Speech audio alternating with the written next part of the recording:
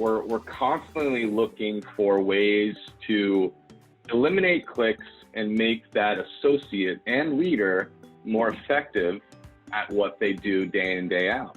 And a part of that is automating a lot of the processes associated with a lot of the outreach touches, right? The coaching aspect.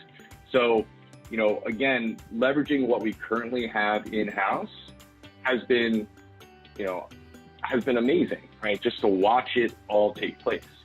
And, if we had to look at, point being is that having shifted to this 100% virtual environment where your home is now your office, we had a significant uptick in usage across the board, right? Because now we're driving the why behind why you need to do X, Y, and Z. Because if it's not in Salesforce, it didn't happen, right? A leader can't just get up from their cube, walk over to Sally and be like, "Hey, Sally, I see your dials are down," or maybe your lead conversion is low. Like, what's going on? We don't. Right. Now we have the mechanism to drive that behavior, being you guys, right? Where, I think we saw a 200% uptick in trigger consumption or trigger configuration day one, right?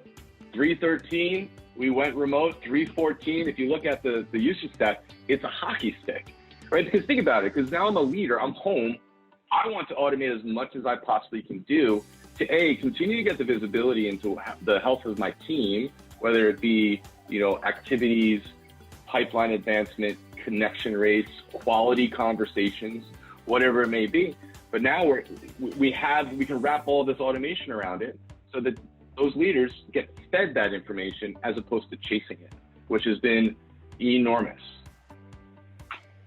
That's great to hear. I love seeing the trigger specifically. It's a great use case. With your usage, I think as you said it, going up just across the board, which tools are you finding indispensable at this time? I'm not just saying this because I'm talking to you, it's you guys.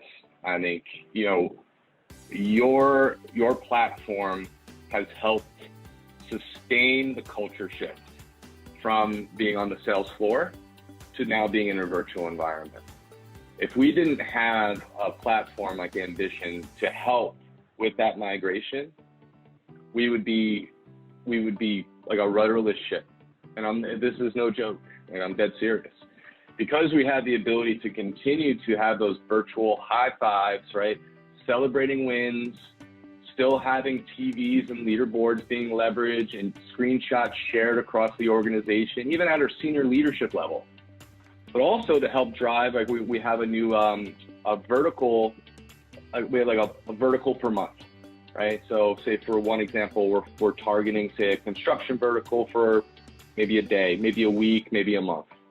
We have the ability to wrap everything, all reporting around that campaign via Ambition, and again, have everything be automated. And then dial source, right? Because without dial source, we wouldn't have that insight into who's doing what, right? Is Sally just calling the San Francisco library, story hour and just getting her talk time?